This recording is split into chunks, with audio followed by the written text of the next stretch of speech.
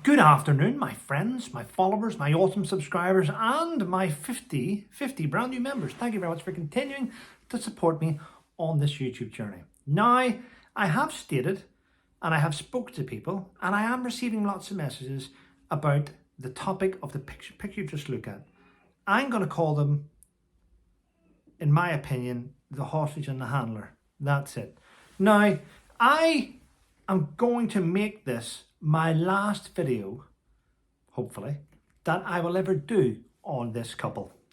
And my journey started with them a few years ago.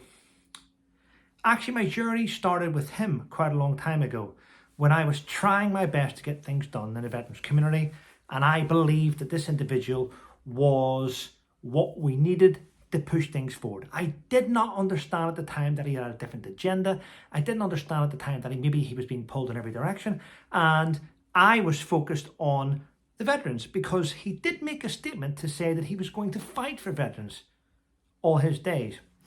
And that was a kick in the teeth whenever he chose not to go to the Royal Marines Memorial Service for the Marines that were killed in an IRA bomb previously, many years before, and instead he chose to go to a Disney premiere and take his partner and then try and get her parts in movies, which we've seen in an interview.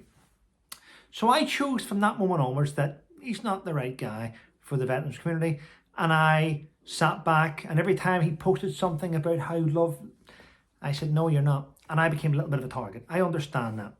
Now, what I've seen over the years, and there's a reason why I'm doing this video, is that since stepping back from the royal family in 2020 and deciding that he wanted to go in a different direction because of what he stated, the media intrusion. He didn't like the media intrusion. He was scared and feared for the life of his wife and children, and he didn't want to end up the way his mother ended up. So he wanted to take a step back from the media. Since that step back, we've all watched it. It's been a massive slap in the face and hypocrisy because we've seen them turn up to dozens and dozens of red carpet events. We've seen them turn up to dozens and dozens of award ceremonies. We have seen them hire their own media teams, which is something that they took a step back from. What I can see, in my opinion, and without prejudice, is that we have individuals who wanted to monetize royal titles and make money outside the royal family. They thought they could make more money outside the royal family than they could inside the royal family. But that came with stipulations, because we now know that outside the royal family, you don't get the perks you used to have. There's been many, many battles now with the media. Yep, the media that he needs the media to move forward. We've seen the battles. We've seen the lawsuits, suing everyone that speaks out about him, trying to get royal protection when you've said you're stepping down from the royal family, fighting that non-stop. It's cost a couple of $1 million a year to have 24-hour security, 24-hour round-the-clock security. It does, and that's not cheap, is it? So when you have stopped money coming in from a royal family and you're trying to make your own money, you're going to have to try and monetize maybe the symbols and the royal connections, which goes against public interest, because we're like, why have you done this? You took a step back. So these are all the reasons that we've seen. This is one of the reasons I believe that they are more interested in social media.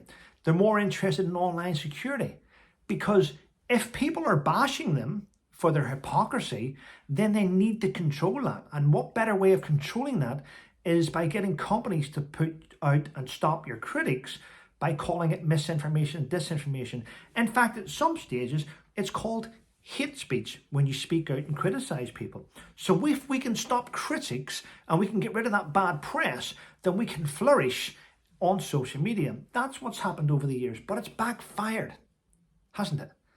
Because every single commercial plan and every single type of luxurious brand deals have fell apart, because you cannot put out a brand and want the public to love you, but at the same time do various interviews and write books and do different podcasts and talk bad about your previous family. It doesn't matter who your family is. It doesn't matter what they've done.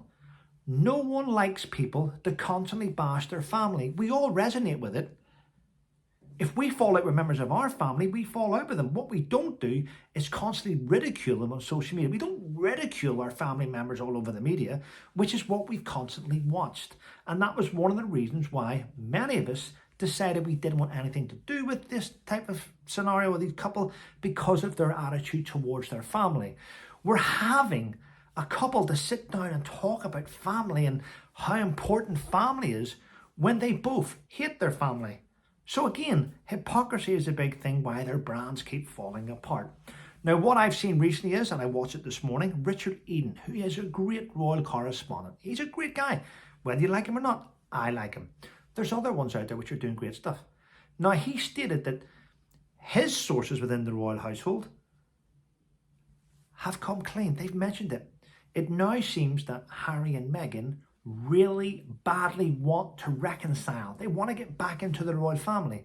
And the reason being is because everything they've touched has fallen apart.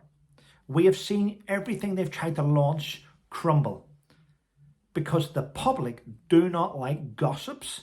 The public do not like to see people put their own dirty laundry out in the public domain about their family. Anyway, listen, thanks for watching my videos. Thanks for sending the emails. Okay, I've covered it now. Let's move on and let's start to have fun. Take care, people, and stay safe.